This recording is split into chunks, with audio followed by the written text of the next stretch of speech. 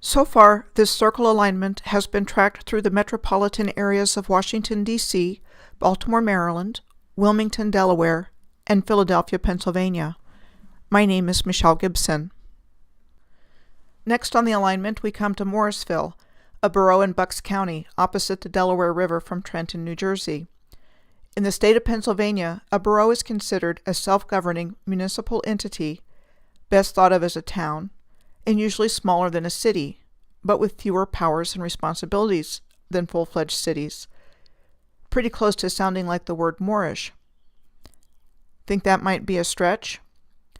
Let's take a look at this more closely. We are told Morrisville was named after Robert Morris, an English-born merchant and founding father. He was a businessman turned politician and is best known for being the financier of the American Revolution. He campaigned unsuccessfully for Morrisville to become the new nation's capital. This is a portrait of him painted by Charles Willson Peale in 1782, originally hung in Independence Hall in Philadelphia. I wonder what he is holding in his right hand. And interesting that there is a view of a classical-looking building through the window he is sitting next to. In the United States, in 1782. When I looked up the coat of arms for Robert Morris, founding father, this is what I found. I looked up the Morris coat of arms, and while there are several versions, this is one of them. Compared with the flag of Sardinia, a large island in the Mediterranean off the coast of Italy, which is nicknamed the Four Moors flag, and the flag of Corsica, an island just north of Sardinia in the Mediterranean Sea. Then there are the Morris dancers in England, who practice a group dance form of choreographed steps with bells on the knees and wielding sticks, swords, or handkerchiefs. It is said the name of Morris dance is first recorded in the 15th century as Moorish dance. Here's a 1480 statue of a Moorish dancer at the Old Town Hall in Munich, Germany. Greystones in Morrisville is where William Penn is said to have purchased the first Pennsylvania land in 1682 from the Lenni Lenape. And here is the massive gray stone at the top of the land purchase on Crown Street in Morrisville, to the left of that historical marker. It is interesting to note that both of these important men in the historical narrative, William Penn and Robert Morris, are said to have ended up in debtor's prison before they died because of financial problems. The Lincoln Highway, one of the nation's earliest transcontinental highways, goes through Morrisville. The Lincoln Highway starts in Times Square in New York City and ends up in Lincoln Park in San Francisco. It is said to have opened in 1913. The Calhoun Street toll-supported bridge is between Morrisville and Trenton across the Delaware River.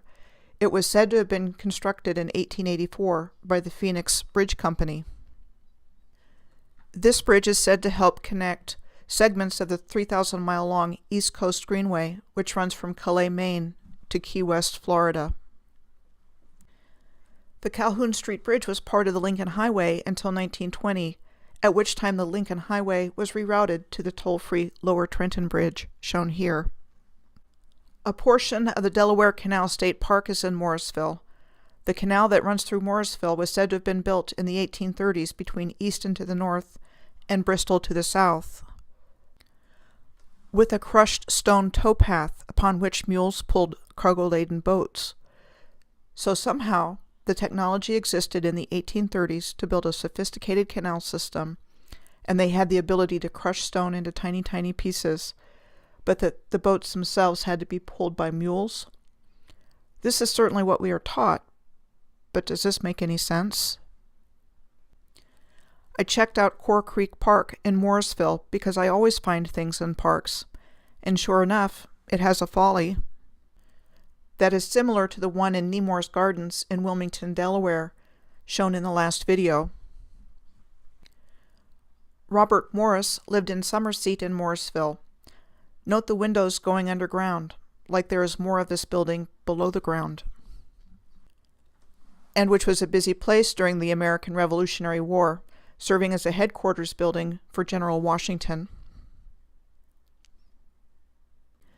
Morrisville is where Washington established his camp in the winter of the famous crossing of the Delaware River around Christmas of 1776, and where the British garrison in Trenton was defeated, marking a turning point in the war in favor of the American forces.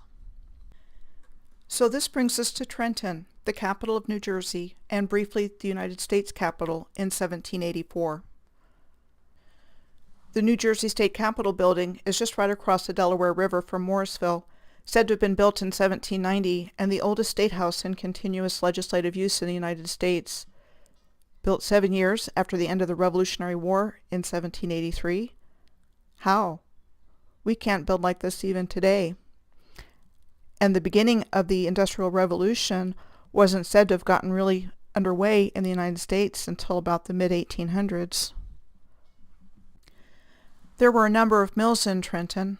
The paper mill on Assunpink Creek was already described as old in the 1870s, with the guy in the top hat standing in the left midground, the two guys underneath the bridge in the background, the group of 4 on the bridge itself, and with no other activity going on. This photo seems really odd to me. What were they doing there? Assunpink Creek was also the location of the Second Battle of Trenton between British and American forces on January 2, 1777, which the Americans won.